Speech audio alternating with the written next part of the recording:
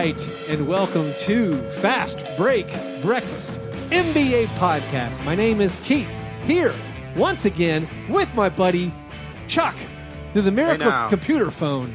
And John, our thoughts and prayers are with him, as he's allegedly had a knee operation, a scope. I believe it. Not a what is that a surgery? It's a scope. It's something. It's a surgical procedure. It's a minor surgery. He had to go major surgery. He had to have anesthesia. Yeah, which he says it made him feverish. He's doing fine. Everything's okay. John has this cool thing that every time he decides to improve his life or health, something terrible with his body happens. I will say, power listener, Patreon supporter, Texamista, when 2 weeks ago John announced he was going like cold turkey into the keto diet. Keto? Yeah. How do I say it? Keto diet. I think Texamista predicted within 2 weeks John would be hospitalized. And lo and behold. It's kind of dead on. No, it's completely dead on. Yeah. Also, Abby, my wife, who will be making an appearance later in the show if everything works out with childcare, she had pointed out before when she overheard our podcast at times, like back in the day, she used to sit beside me while I pieced them together. That didn't last very long. But she would overhear the things that you, Chuck, and John would say, and she was like, one, that isn't very healthy, and two, John would often like recollect a thing a doctor told him, and she was like, one, there's no way a doctor ever said that, or the person he saw was not a doctor, so anyway, so John's at a doctor. John was switched over to a diet and then injured his knee. Unrelated, but also the human body is a machine, and John's maybe not the most well kept. None of us are really. Between the three of us, we could probably make any doctor shudder with our lifestyle and habits. Yeah, I feel like my doctor, we've talked about this some. My doctor, I don't feel like gets he's not inquisitive enough. Like I feel like he should ask me more questions. Like I have like concerns I'm waiting to bring up, but like I don't want to broach the subject. I'm more of like you ask me what I eat daily, and then I'll tell you. He mainly just looks at me and just did the whole, are you getting sleep? You getting sleep, buddy? I'm like, I'm fine. I feel fine. Do I not look eating enough greens? Yeah, right. Well, speaking of eating, Chuck, did you have breakfast? Yeah, I ran out of milk, but I had Cinnamon Toast Crunch, which is my go-to. I hate myself in the morning breakfast. Yeah, but it's incredible. I had chocolate milk, so I had Cinnamon Toast Crunch with chocolate milk, and I tell you, it was incredible. It was like a dirty chai with mocha. That sounds amazing. Cinnamon Toast Crunch is like the best cereal. I think it's like that's a widely held opinion, I believe. There's a lot. I respect a few opinions on best goat cereal. Right. But Cinnamon Toast Crunch, it's top 5 dead or alive for me. So I was in the cereal aisle recently, just looking for some basic Cheerios to feed the family. I saw a thing I'd never seen before. It almost struck me as immoral. They have Frosted Flakes Lucky Charms. What? They have Lucky Charms without the Lucky, there's the marshmallows. It's the Lucky Charms marshmallows in Frosted Flakes. Blew my mind. And as much as I have a sweet tooth, I found it unsettling even. Yeah, that is unsettling. But anyway, my breakfast. I had kind of a big breakfast. We're having a big day over in the parish household. Things aren't going great over here, which is why we're talking on the phone right now with Chuck. So John had his procedure. My son woke up at 3 or 4 in the morning and just like in pain or something. And I think he's fine. He's just like vaguely sick or something. But so he was he was up from like 4 to 5, and then that woke up the baby, and the baby was up from like 4 to 6:30. So my breakfast, I ate a big one. I had just a nice simple 2-egg omelet with some mixed Mexican cheese. I don't know, it was a mixture of cojita. I was like, I don't know what it was. It was like the Kroger brand. It's like 3-cheese Mexican blend. Might be like a little, it's not nothing fancy. Okay. But I had that and then a chocolate croissant from Panera. So a lot of food because I felt terrible. Here's a recipe for feeling horrible. And I've already told you the elements of the being up at night. Right. Last night for dinner, had some Thai foods, a little with extra spice. Had some pad ki mao with shrimp, 4 out of 5 spicy. Then I had some mixed drinks. Then I had a box of Mike and Ike's to kind of wash it down. And then I went to bed again, at like midnight, and then woke up at 4. So that led to a very kind of unpleasant morning. And then the whole day's been a mess. So that's why we're podcast up late and no John, Chuck on the phone. But I've had so much cheese in the past couple days. Yeah. I had really good a pimento that I've been dogging. Oh my goodness. It was just so good. Tell me about the pimento. And then is this did you have a pimento dealer? Is this some kind of artisanal pimento? Is this Hold on one second. Yeah, it comes from the turnip truck in East Nashville, Tennessee. There you go. It is it's savory. Oh, okay. And then I also had some manchego.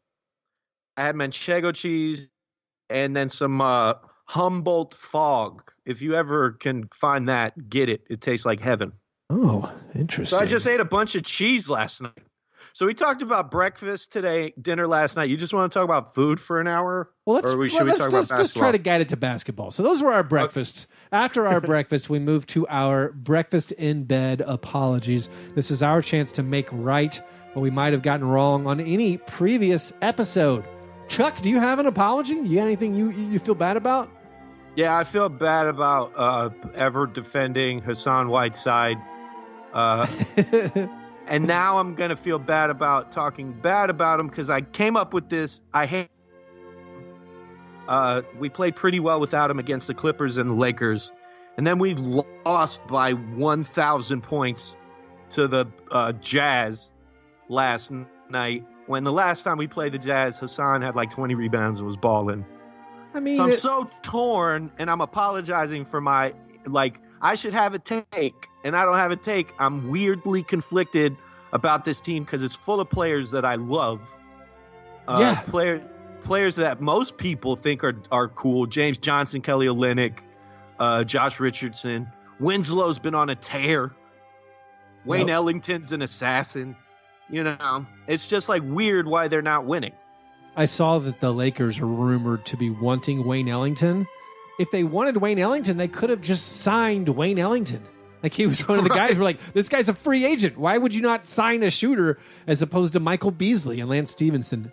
No, I was talking with Michael Pina on Monday, the earlier episode this week, about how the Heat have guys who I think are awesome. Bam Adebayo, Josh Richardson. Right. All these guys, you're like, this guy's so cool.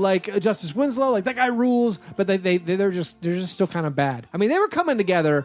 That road trip was going pretty well. And then I guess the fourth game of the road trip, that last stop in Utah, that's a trap. It's a trap game. They kind of. It's elevation. People don't talk about it. It's elevation, and the matchups don't work well because Gobert he takes away some of the penetration stuff that Miami's known for, because they do love to dribble, penetrate, and all that stuff to kick it out to Olynyk and Ellington, the shooters. Winslow's actually shooting better from three. He's kind of been on fire. Oh yeah, he was killing. I tweeted out before it ended in that fourth game, but over the first 3 games of that road trip, Justice Winslow, who was playing point guard, who was taking a point forward role, was averaging 23 points per game and 7 rebounds and almost 6 assists and hitting over half of his threes. Pretty impressive little stretch there. I gobbled him up in one of our Patreon listener leagues before someone tried to offer me JaMychal Green for him. No, thank you. No, thank you. That's Burr's move. He'll offer you a player off your team just to hope that you'll trade for him. Listen, I love the Grizzlies, but I have never been one to go out and trade for Grizzlies. Grizzlies are not for fantasy basketball. No. I have an apology. Actually, this is great. I have an apology for John Burr in John Burr's place. I'm going to apologize for him He was yelling about JJ Redick, not being a clutch player and missing all the big shots that he takes. Actually, JJ Redick is one of the best clutch shooters in the NBA this season. If you define it by the final 5 minutes a game, if the score is within 5, he's 10 for 14 on shots, including 4 out of 7 on threes. That's it. That's 4 out of 7 if you can cut down to the final 2 minutes of games. So he's not going to hit them all. But JJ Redick, statistically this season, one of the more clutch players. The reason I found this was just random.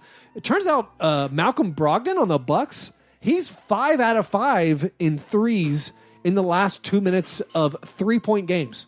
That's crazy.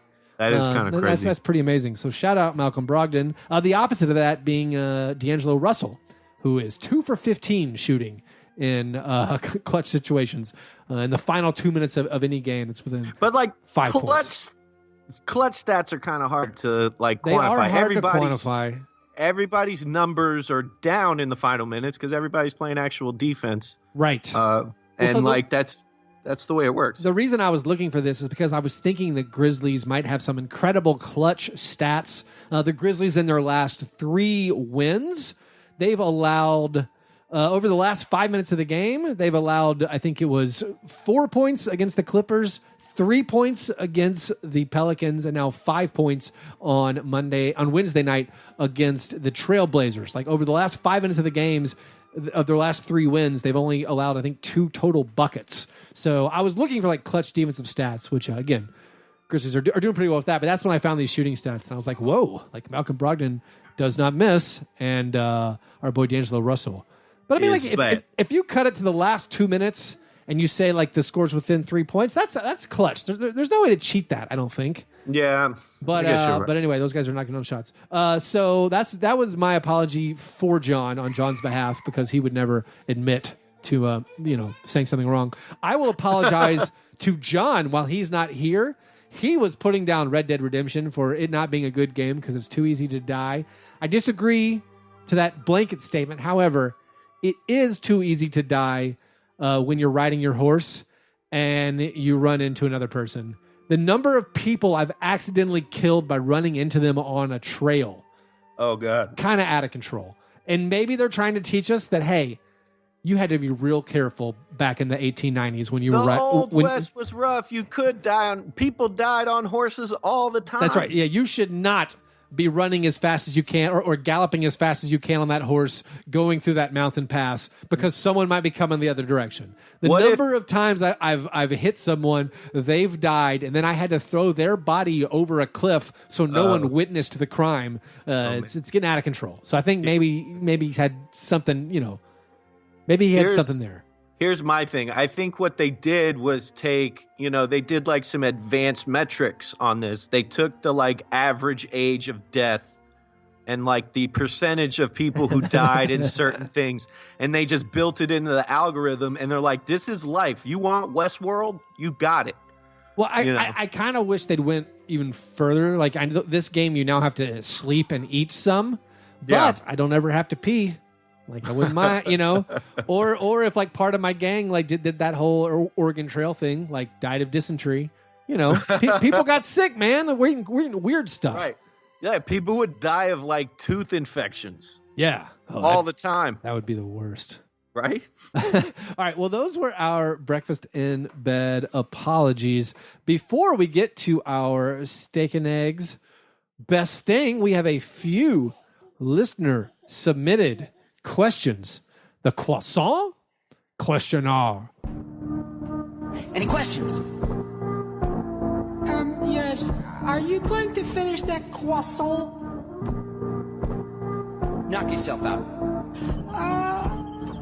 That croissant. Finish that croissant. Steak Tips Burgundy asks, in honor of the Grizzlies now having both Joakim Noah and Omri Caspi, who is on your first team all ugly shot form team?